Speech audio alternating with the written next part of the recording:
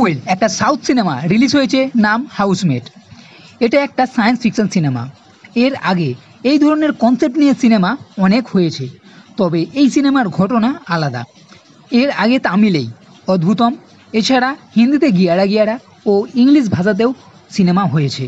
এটা science fiction cinema, যার অর্থ ভবিষ্যতের সঙ্গে অতীতের যোগাযোগ, এবং এই সিনেমাতে যে যোগাযোগের মাধ্যম হিসাবে দেখানো হয়েছে সেটাও আলাদা। সব থেকে বড় কথা, সিনেমা যখন আপনি দেখা শুরু করবেন, মানে সিনেমার প্রথমের দিকে মনে হবে এটা ভুতুড়ে সিনেমা, কিন্তু কিছু সময় পরেই সেই ধারণা পাল্টাবে ও আসল ভবিষ্যৎ ও অতীতের যোগাযোগ দেখা যাবে, আর তখন থেকে বেশ মজা আসবে।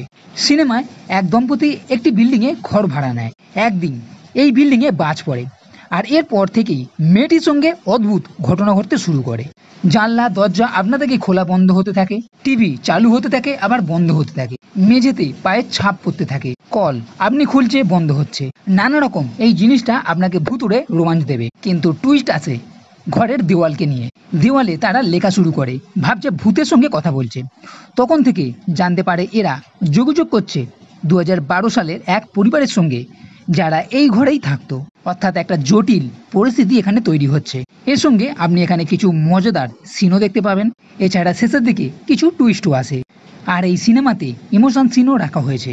সিনেমার ফার্স্ট হাফ এক ধরনের মনে হবে এবং সেকেন্ড হাফ সম্পূর্ণ আলাদা অন্য ধরনের।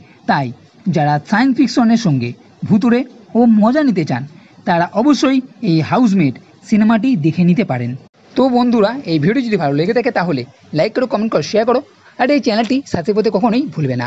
এই ভিডিও দেখার জন্য ধন্যবাদ।